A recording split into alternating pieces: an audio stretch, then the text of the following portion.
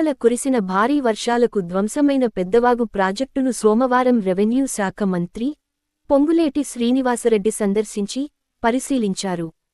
ప్రాజెక్టుకు ఇంతటి గండి పడటం చాలా బాధాకరం అని, రైతులని, వరద బాధితులను ప్రభుత్వం పూర్తిస్థాయిలో ఆదుకుంటుందని హామీ ఇచ్చారు.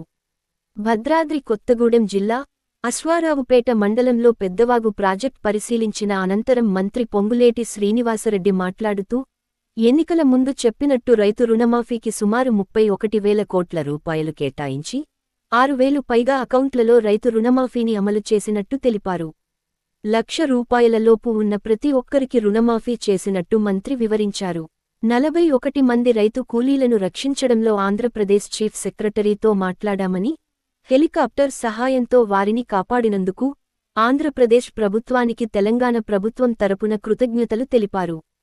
1981లో ఒకసారి ప్రాజెక్ట్ తెగింది. ప్రాజెక్ట్ 3 గేట్లు ఉండి 40,000 క్యూసెక్యులు వరద విడుదల అవుతుందని, 70,000 క్యూసెక్యులు వచ్చినప్పుడు అధికారుల నిర్లక్ష్యంతోనే ప్రాజెక్టుకు గండి పడిందని మంత్రి పేర్కొన్నారు. సరిగ్గా సమయానికి గేట్లు ఎత్తి ఉంటే ఇంతటి ప్రమాదం జరిగేది కాదని ఆయన ఆవేదన వ్యక్తం చేశారు.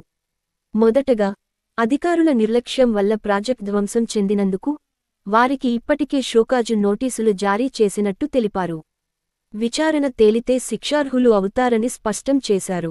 పెద్దవాగు ప్రాజెక్టు భూములు కొంతమంది వ్యక్తులు భూ కబ్జా చేశారని రైతులు ఆరోపించగా, వర్షాలు తగ్గాక హ్యుమానిటీ దిశగా సర్వే చేయాల్సిందిగా జిల్లా కలెక్టర్కి మంత్రి పొంగులేటి ఆదేశాలు జారీ చేశారు.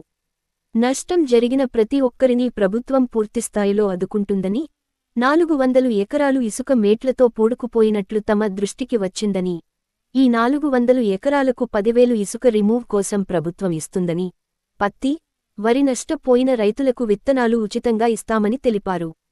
వరదలో కొట్టుకుపోయిన ఒక్కో గొర్రెకి 30,000 రూపాయలు, ఆవులు, గేదెలకు ఒక్కో దానికి 20,000 రూపాయలు ప్రభుత్వం ఇవ్వనుందని తెలిపారు. ప్రాజెక్ట్ పునర్నిర్మాణానికి ముఖ్యమంత్రితో మాట్లాడగా, తక్షణ మరమ్మతులకు 8 కోట్ల రూపాయలు కేటాయించినట్టు ప్రకటించారు. రాఘవ రెడ్డి ట్రస్ట్ ద్వారా పూరి ఇల్లుకి 10,000 రూపాయలు, సి బిల్డింగ్కి 5,000 రూపాయలు వ్యక్తిగతంగా ఆర్థిక సహాయాన్ని స్థానిక ఎమ్మెల్యే ద్వారా తక్షణమే అందిస్తామని తెలిపారు. వరద వల్ల నీట మునిగి నష్టపోయిన ఇళ్ల వారికి ఇందిరమ్మ ఇల్లు ప్రత్యేకంగా కేటాయిస్తామని తెలిపారు. పొంగులేటి వెంట ఎమ్మెల్యే జారే ఆదినారాయణ, జిల్లా ఎస్పీ రోహిత్ రాజ్, జిల్లా కలెక్టర్ జితేష్ వి పాటిల్ మరియు తదితర సంబంధిత అధికారులు పాల్గొన్నారు. జిల్లా కలెక్టర్ గారు, ఎస్పీ గారు, ఐటీడీఏ పిఓ గారు, స్థానిక శాసనసభ్యులు మిత్రులు జారా ఆదినారాయణ గారు, రమేష్ గారు, ఇంకా చాలామంది ముఖ్య నాయకులు ఉన్నారు. వారందరికీ, ప్రింట్ అండ్ ఎలక్ట్రానిక్ మీడియా మిత్రులకు, అన్ని శాఖల అధికారులకు మనస్ఫూర్తిగా హృదయపూర్వక నమస్కారం. 2 రోజుల క్రితం ఈ ప్రాంతంలో అత్యధిక వర్షాలు కురవటం వలన Peddavagu reservoir, Taliperu reservoir breach అయిన సంగతి మీకు తెలియదు కాదు. నిన్ననే సహచర మంత్రివర్యులు తుమ్మల నాగేశ్వరరావు గారు కూడా ఈ ప్రాంతాన్ని సందర్శించారు. బ్రీచ్ అయిన రోజు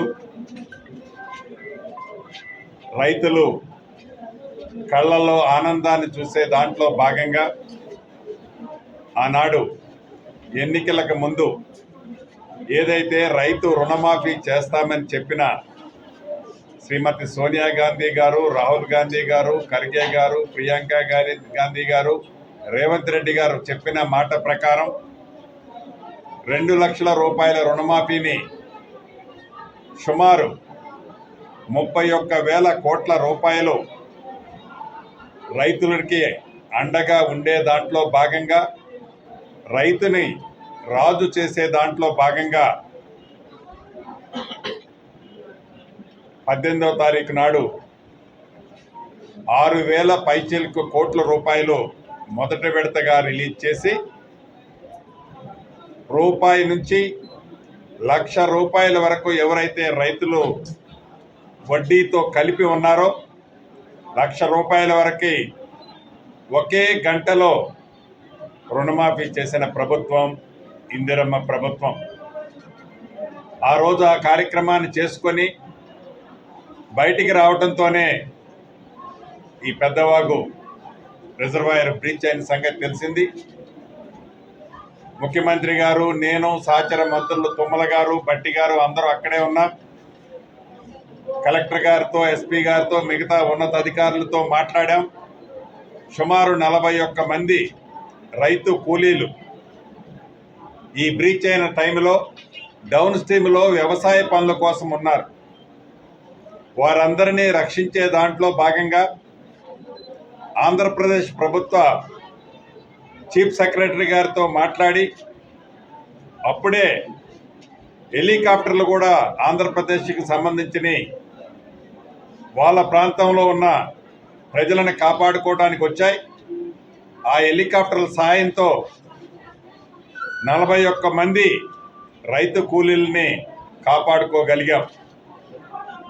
మనస్ఫూర్తిగా తెలంగాణ రాష్ట్ర ప్రభుత్వ పక్షాన, నా పక్షాన ఆంధ్రప్రదేశ్ ప్రభుత్వానికి కృతజ్ఞతలు తెలియజేస్తున్నాను. అంతేకాదు, ఇది ఇందిరమ్మ రాజ్యం, పేదోడి కష్టాలను తెలిసిన రాజ్యం, పేదోడు కోసం ఉన్న ప్రభుత్వం ఇది. పేదవాళ్ళకు కూడా ఎట్టి పరిస్థితిలో నష్టం జరిగిన ఏ ఒక్క గిరిజనులకు కానీ గిరిజనేతరులకు కానీ ఈ ప్రభుత్వం అండగా ఉంటుందని కూడా మీ ద్వారా ఈ ప్రాంత ప్రజలకు తెలియజేస్తున్నాం. ప్రాథమిక సమాచారాన్ని బట్టి కలెక్టర్ గారు నివేదికలు ఈ రోజుకు పూర్తయ్యాయి. దీంట్లో సుమారు ఒక 400 ఎకరాలు ఇసుక మేటలతో నింపబడింది. అది రిమూవ్ చేయాల్సిన అవసరం ఉంది అనేది కలెక్టర్ గారు వారి కింద అధికారులు ఇచ్చిన సమాచారాన్ని బట్టి చెప్పారు. ఏదైతే ఈ 400 ఎకరాలకి తెలంగాణ రాష్ట్ర ప్రభుత్వం నుంచి ఎకరానికి 10,000 రూపాయల చొప్పున ఆ సిల్ట్ రిమూవ్ చేయడానికి రాష్ట్ర ప్రభుత్వం నుంచి శాంక్షన్ చేశాం. అదేవిధంగా ఏదైతే నారుమళ్ళు పోసుకున్న రైతులు, పత్తి వేసుకున్న రైతులు ఉన్నారు, అంటే పత్తి కూడా మొక్క దశలోనే ఉంది, నారుమళ్ళు కూడా ఇంకా నాట్లు వేయలే. ఈ నారుమళ్ళకు సంబంధించిన విషయంలో కానీ, పత్తి వేసిన రైతులకు కానీ విత్తనాలు ఏవైతే ఉన్నాయో ప్రభుత్వం పక్షాన నాణ్యమైన విత్తనాలు ఉచితంగానే ఇవ్వటం జరుగుద్ది. మూడోది, పశు సంపద, అది గొర్రెలు మేకలు కావచ్చు, ఆవులు గేదెలు కావచ్చు, ఈ వరదలో కొన్ని కొట్టుకుపోయాయి. గొర్రెలు మేకలకు సంబంధించిన అధికారుల దగ్గర పూర్తి లెక్కలు ఉన్నాయి.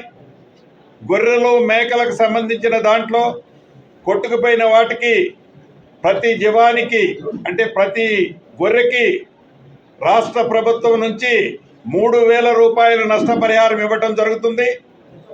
అదే రకంగా పశు సంపదకు సంబంధించి ఆవులు కానీ గేదెలు కానీ ఎడ్లు కానీ కొట్టుకుపోయి ఉన్నాయి, వాటికి 20,000 రూపాయలు ఇవ్వటం జరుగుతుంది.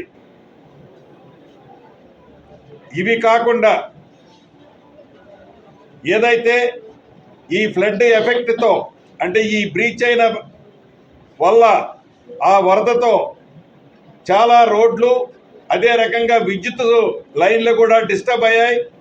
R&B శాఖ వారు సుమారుగా 3.5 కోట్ల రూపాయలు ఏదో వారి R&B శాఖకు సంబంధించింది టెంపరవరీ రిపేర్ల కోసం అడిగారు. పంచాయతీరాజ్ వారు ఒక 50 లక్షల రూపాయలు డ్యామేజ్ అయింది, అవి ఇస్తే వాటిని ఆ రోడ్లు రెక్టిఫై చేస్తామన్నారు. విద్యుత్ శాఖ వారు సుమారుగా ఒక 2.5 కోట్ల రూపాయలు చేస్తే శాశ్వతంగా డ్యామేజ్ని రెక్టిఫై చేయగలుగుతామని చెప్పారు. రమారమి ఇదంతా కలిపితే ఒక 8.5 కోట్ల రూపాయలు ఈ నష్టానికి సంబంధించిన దానికి రాష్ట్ర ప్రభుత్వం గౌరవ ముఖ్యమంత్రి గారితో ఉదయం నేను మాట్లాడి ఈ 8.5 కోట్లు ఏవైతే తక్షణ మరామతుల కోసం రాష్ట్ర ప్రభుత్వం శాంక్షన్ చేసింది, ఇది కాకుండా పూరు ఇళ్లు మునిగిపోయాయి, కొన్ని స్లాబులు ఆర్సీసీ స్లాబులు ఉన్న ఇళ్లు కూడా కొంత నష్టం జరిగింది. దాన్ని వ్యక్తిగతంగా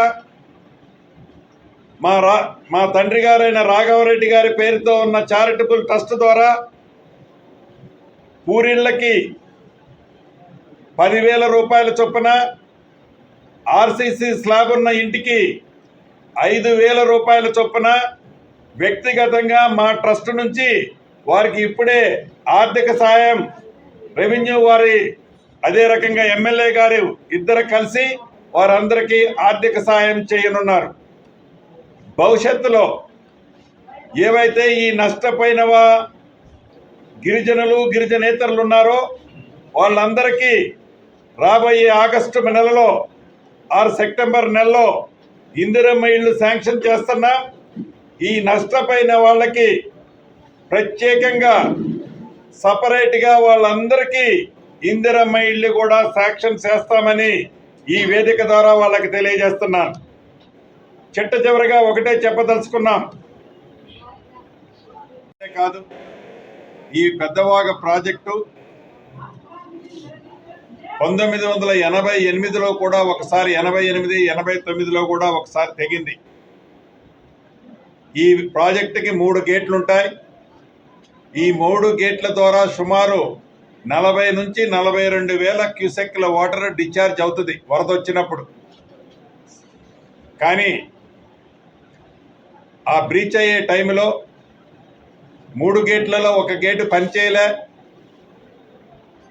మిగతా 2 గేట్ల ద్వారా డిశ్చార్జ్ అయిన వాటరు ఇన్ఫ్లోతో మ్యాచ్ కాని కారణంగా సుమారు 70,000 క్యూసెక్ల వాటర్ ఇన్ఫ్లో ఉంది.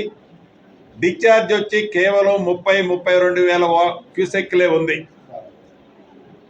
40,000 క్యూసెక్ల వాటరు ఏదైతే బండి మీద పారాపిట్ వాల్ ఉంటుందో ఆ పారాపిట్ వాల్ పైన సుమారు ఒక 1 మీటరు వాటర్ సుమారు 5-6 గంటలు ఫ్లో అయింది.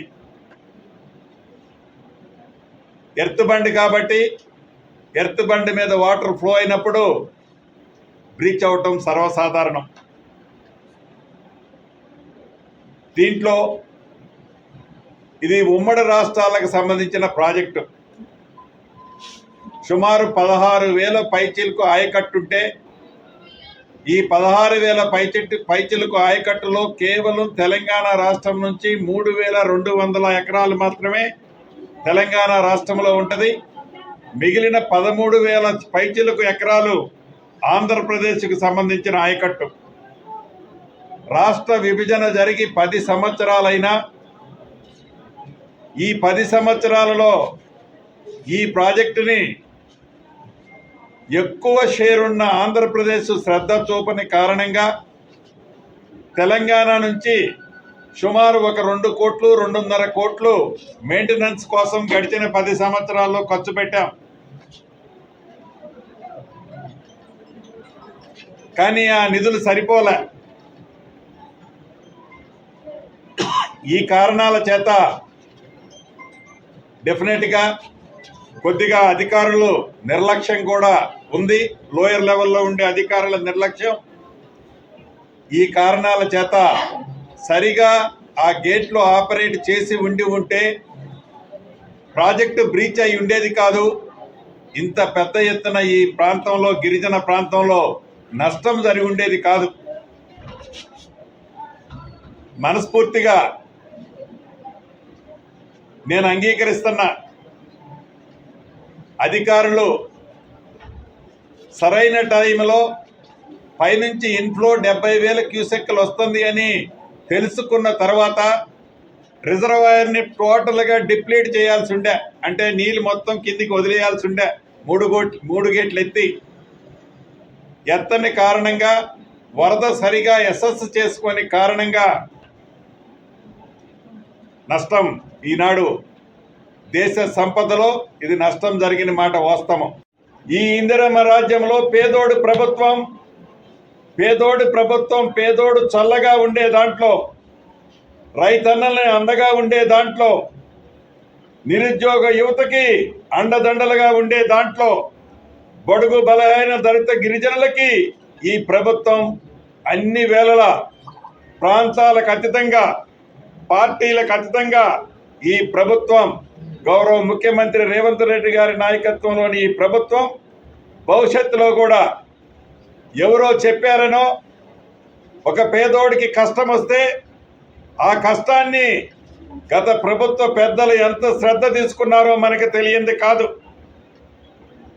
తాతకు దగ్గు నేర్పినట్లు వారు ఏదో అక్కడ జరిగిన దాన్ని ప్రభుత్వం స్పందించలేదనుకుంటున్నారు. ఈ ప్రభుత్వం ఒట్టి మాటలతో చెప్పే ప్రభుత్వం కాదు, ఇది చేతలు చూపించే ప్రభుత్వం. ఇందిరమ్మ ప్రభుత్వం, గౌరవ ముఖ్యమంత్రి రేవంత్ రెడ్డి గారి నాయకత్వంలోని ఈ ప్రభుత్వం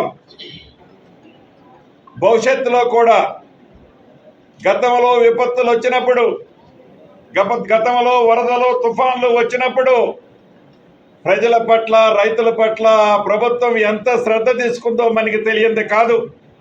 ఈ ప్రభుత్వం అటువంటిది కాదు. గౌరవ ముఖ్యమంత్రి రేవంత్ రెడ్డి గారి నాయకత్వంలోని ఈ ప్రభుత్వం, మంత్రులమైన మేమందరం ఏ ప్రాంతంలో ఇబ్బంది ప్రజలకు జరిగినా ప్రత్యక్షంగా వస్తాం. అవసరమైతే అవసరాన్ని బట్టి గౌరవ ముఖ్యమంత్రి గారు కూడా ప్రత్యక్షంగా వచ్చే ప్రభుత్వం ఈ ప్రభుత్వం. కష్టాలు తెలుసుకొని మాటలతో కాకుండా చేతలతో ఆదుకునే ప్రభుత్వం ఈ ఇందిరమ్మ ప్రభుత్వం అని తెలుపుతూ, రైతులని, రైతు కూలీలని ధైర్యంగా ఉండాలి, తప్పకుండా మిమ్మల్ని ఆదుకునే బాధ్యత ఈ ప్రభుత్వ పక్షాన స్థానికంగా ఉన్న మేము ముగ్గురు మంత్రులం తీసుకుంటామని మనస్ఫూర్తిగా తెలియజేస్తూ సెలవు తీసుకుంటున్నాను.